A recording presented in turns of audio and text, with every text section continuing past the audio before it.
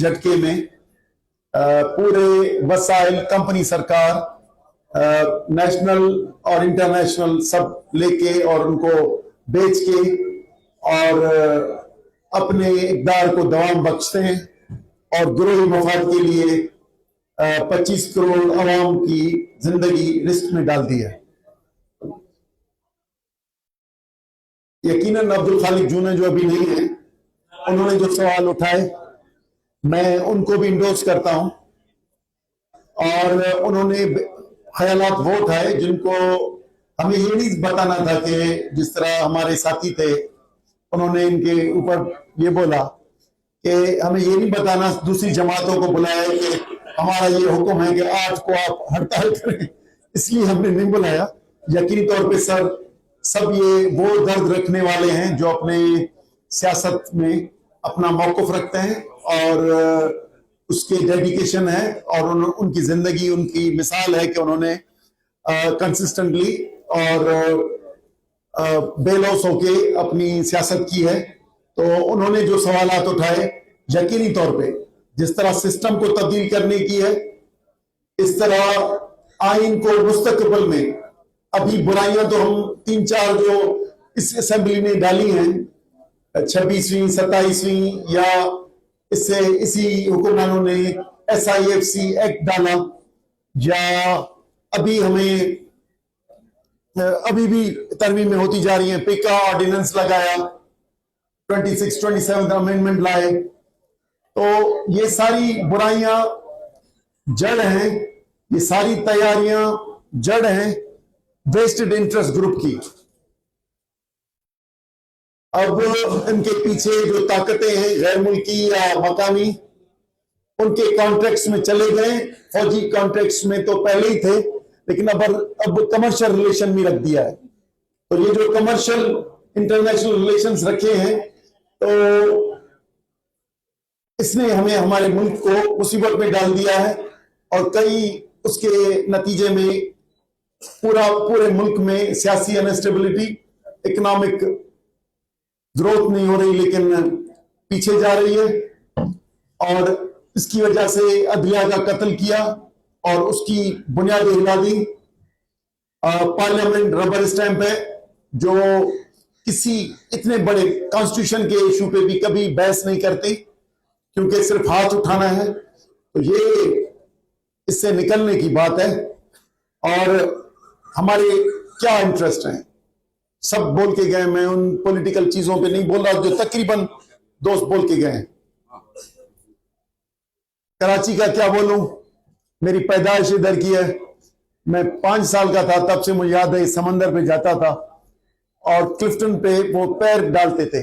अब उस क्लिफ्टन में गटर होता है ये है, यानी एनवायरमेंटल पोजीशन ये है कि ये जो सीवेज है उसका साफ पानी होके समंदर तक नहीं जाता। तो फेल्यूर क्या बोले, रोड्स की रिहेबिलिटेशन हो, बिजली मखसूस इलाकों के अलावा इस कैपिटल में भी पूरी तरह से स्ट्रीट लाइटिंग सही नहीं। इसमें हमारे पानी का सिस्टम अभी तक नलके में नहीं आता, बहुत बड़ा हिस्सा टैंकर से गुजारा करता है। माहौलियात करोड़ों लोग रह रहे हैं लेकिन उसके हिसाब से सांस लेने की भी जो रेशो होता है इंटरनेशनल वो नहीं है। आगे चले तो डेल्टा जो हमारी हजारों सालों से बहती हुई नदी है उसका खून किया है और बाकी स्कीमें उसको मारने के डेड रिवर हो। डेड रिवर उसको कहा जाता है जो अपने आखिरी मुकाम तक न पहुंच सके, जिसकी वजह से पूरे सिंध की इन्वायरमेंट वो फॉरेस्ट और रिवरलिन या कोस्टल फॉरेस्ट वो खत्म होता जा रहा है।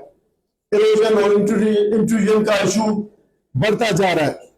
क्या बोलें, बाकी तो सारे हमारे कॉमन है। तो इनमें से निकलने के लिए हमारी ख्वाहिश ये है कि यकीनन लॉन्ग टर्म और शॉर्ट टर्म, लॉन्ग टर्म में हमें जिस तरह अब्दुल खालिक साहब ने बोला तो इन चीजों को संजीदा होके लेना पड़ेगा।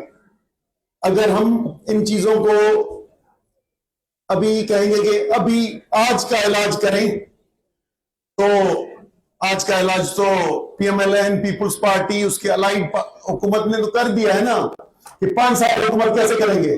अपना जज रख लो, अपना जनरल रख लो, अपनी अदालत रख लो, बस खत्म। तो हम भी 5 साल का प्रोग्राम बनाएं, 1 साल का प्रोग्राम बनाएं, या मुल्क को लॉन्ग टर्म लेके जाएं। तो हमें ये जो कमर्शियल एटीट्यूड है रियासत को चलाने का, या एक हिस्ट्री है, दूसरा फिक्शन है, तो फिक्शन के नमूने से चलाने का कि शाहीन हीरो है और तुगल हीरो है। हमारे हीरोज अपने, हमारी सोच अपनी, और इधर का हमारा पैगाम अपना। तो हमें इधर बैठ के पाकिस्तान के वजूद से लेकर और जिस सियासी मूवमेंट से बना है, तो वो चीज ज़हन में रखे, फेडरेटिंग यूनिट्स की सॉवरेनिटी और उनकी सलामती, वो भी लाजिम है। आज जो खतरात हैं, जिसमें वफाकी वजीर और दूसरे मुसलसल गैर जिम्मेदारी का इजहार करते हुए नए फेडरेटिंग यूनिट्स और दूसरी की बातें करते हैं, तो ये यकीनी तौर पे कंसर्न होगी। आप बुनियाद यानी एक मसला वो है कि बहुत छोटे सूबे हैं, एक बड़ा सूबा बना ले, वो था 1 यूनिट। अब ये भी बड़े हो गए हैं, इनको छोटा कर। भाई हमारी डिविजन्स हैं, सब डिविजन्स हैं, एडमिनिस्ट्रेटिव पूरा स्टाफ है, लाखों लोग काम करते हैं, तो ये आखिरी इलाज कैसे समझाए। तारीखी वतनों को, सिंध इतना हसास है कि तारीखी वतनों की कोई भी जुबान बोलने वाला, सिंधी हो या कोई बोलता है तो हम उसको गाली समझते हैं, और किसी हद तक भी हम उसके लिए रिएक्ट या उसके जाते हैं। तो चीजों को अपनी हकीकी अंदाज में रखना हमें चाहिए। तो हम यकीनी तौर पे लॉन्ग टर्म में हमें क्या करना है, लेकिन अभी हमारी तो ये है, टीटीएपी की गुजारिश ये है, आपके पास आना, आपसे तजावीज लेना यकीनी है, लेकिन ये है कि हमारा कंसेंसस बने, जो जो इत्तेफाक करते जाएं वो इस ग्रैंड अलायंस का हिस्सा बनते जाएं। हमारी ख्वाहिश ये है, हमारी ताकत बढ़ती जाए, किसी ना किसी शक्ल में पाकिस्तान में ये जो निजाम ने कब्जा किया है, उससे छुड़ाएं कैसे जान। तो इसलिए मुमकिन नहीं है कि हम 5-6 जमातें या कुछ ये कर सकें। तो इसलिए गुजारिश ये है कि हमारा साथ दें, जो लिखने वाला है वो लिखे, जो एहतजाज करे वो एहतजाज करे, इसमें हमें साथ दें। हम लोगों के लिए ऐसा मुल्क चाहते हैं जो कर्जे वाला ना हो, जो टेररिज्म वाला ना हो, जो सिक्योर क्राइम से हो, मेरिट की सोसाइटी हो, माफियाज के थ्रू गवर्न न किया जाए, इसमें रिलीजन की फ्री टू प्रैक्टिस रिलीजन हो, जिसमें जेंडर डिस्क्रिमिनेशन ना हो, जिसमें औरतों का खुसूसन जो अमलन बाइस, आइन में भले ना लिखा हो लेकिन अमलन जो उनको मुश्किलात आती है वो ना हो, और पॉलिसीज की कंसिस्टेंसी हो कि बिजनेस और सर्विसेज में क्या आगे चल सके, आसान फ्री या चीप जस्टिस हो, फेयर फ्री इलेक्शंस हो। हम भी चाहते हैं कि 78 साल बाद, 79 साल बाद अपना मुल्क थर्ड वर्ल्ड नहीं, फर्स्ट वर्ल्ड, जिसमें हमारे नौजवान सब जाना चाहते हैं, वो हमारा हो। और वो फर्स्ट वर्ल्ड हार्ड स्टेट से नहीं बनेगा, सॉफ्ट स्टेट से बनेगा, और सॉफ्ट इंसानी हुकूक, उनका एहतराम, हमारे अदालती निजाम, उनकी आजाद अदलिया, सुप्रीमेसी ऑफ कॉन्स्टिट्यूशन, और हमारी कौमी वहदतों के तहफ़्फ़ुज़ की बात यकीन दयानी। हम समझते हैं कि हम सब मिलकर तरक्की कर सकते हैं। तो हम इस बात में मैं खत्म करता हूं, क्योंकि हमारे कायदीन बोलेंगे। कि आप हमारा साथ दें, साथ ही भी साथ दें। रिपोर्ट भले आप वो करें जो आज आपने देखा, लेकिन आप इस मुल्क के शहरी हैं, आप अदीब हैं, इस शहरी हैं, अदीब हैं, प्रोफेसर हैं, तो सब हमारा साथ दें कि हम इस तब्दीली लाना चाहते हैं। यकीनन मुश्किल वक्त है, हमारे काफी कायदीन, इमरान खान दूसरे सारे जेलों में हैं और किसी पता नहीं कितनी 100 सालों की सजाएं इज्तिमाई तौर पे लगती जा रही हैं और अमलन अदलिया में कुछ नहीं कर सकते। एक ही रास्ता है, जिस तरह साईं जफर शाह ने कहा, कि लोगों के पास जाएं और जाके जद्दोजहद के लिए आमादा करें और कुर्बानी के लिए तैयार हों, अपनी ख्वाहिशों की कुर्बानी, इज्तिमाई मफाद के लिए, उसके लिए हम तैयार हों। तो मेरा ख्याल है कि कोई मुश्किल नहीं है। पिछले साल हमने पानी की जद्दोजहद भी ऐसे चलाई थी, कोई वसीला नहीं था। फेडरल गवर्नमेंट, प्रोविंशियल गवर्नमेंट या कंपनी सरकार सब हमारे मुखालिफ थे, लेकिन ऐसे ही उम्मीद कि ये मुल्क के लिए अच्छी नहीं है स्कीम, ये जो कमर्शियल प्रोजेक्ट्स हैं ये मुल्क के लिए नहीं है, निकले।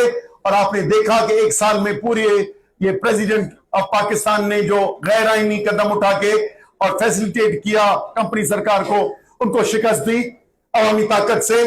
तो ये रास्ता हमेशा रहा है और जब भी बंदूक की ताकत और अवामी ताकत सामने आती है तो अवाम की फतेह होती है। ये हमें यकीनन रखना चाहिए और अल्लाह के निजाम के तहत हमें जालिम से लड़ना हम पे फर्ज है और हक के लिए जिदोजहद में कुर्बानी करना या उसके लिए जान भी चली जाए तो उसमें कोई हमें पीछे नहीं हटना चाहिए। इसलिए हम इसीलिए आपके पास आए कि आप हमारी मदद करें, हमारा साथ दें। हम इस जिदोजहद की तरफ निकलना चाहते हैं। यकीनन 8 तारीख को ये है, इसमें भी साथ दें और आगे पूरे मुल्क में इसको तेज करने में साथ देंगे तो इंशाल्लाह हो सकता है कि इसी साल हमें फतेह हो। मेहरबानी।